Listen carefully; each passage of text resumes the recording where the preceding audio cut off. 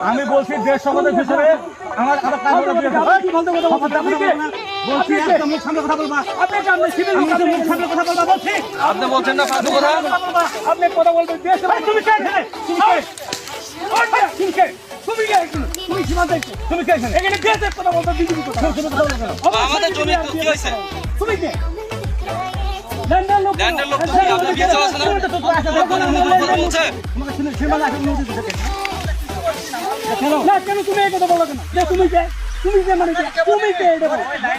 হ্যাঁ লাইন তো আপনি বলছেন আপনি অবশ্যই বেকার এতে দাঁড়িয়ে আছেন না আপনি ভূমিতে গেছে আমি তো জানি আপনি সিভিল লোক এখানে কেন আপনি বিএসএফ দ্বারা থাকি আপনি সিভিল লোক এখানে কেন আমাকে প্রশ্ন আপনি সিভিল লোক কি জন্য আছেন বলেন না ফরমেশন আগে বিএসএফ এর সাথে আমার বুঝাপড়া হবে তারপর আমাকে বিএসএফ এর সাথে আমার বুঝা হবে তারপর বিএসএফ থাকবে বিএসএফ কমান্ডার তোমরা কাজ করতে থাকো না আপনি করেন জেনা সিভিল টাকা আমার সিভিল থাকবে আগে বিএসএফ এর সাথে আমাদের সমাধান হতে দেন তারপর কাজ করবেন আমার আমাদের দরকার কাজ করতে আছে অবশ্যই আসতে হবে আমার সার্ভে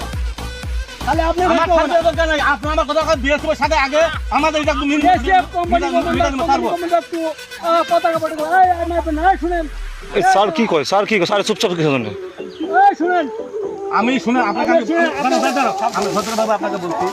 যেহেতু এখানে একটা বিবাদ হচ্ছে ঠিক আছে না এখানে আমাদের বিএসএফ এর সাথে আমাদের একটা নিয়মটা হয়ে যাবে তারপরে আসুন সমস্যা ওটা কি তাহলে ওটা কি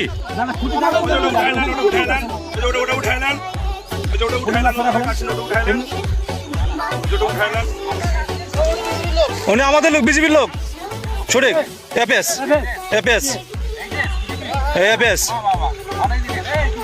হ্যাঁ হ্যাঁ সমস্যা কি ওরা জানে ওই যে সইপুটা দিছে ও ঠিকই জানে যে আমি কে আবার কেন এই ভাই মুখ খারাপ করবেন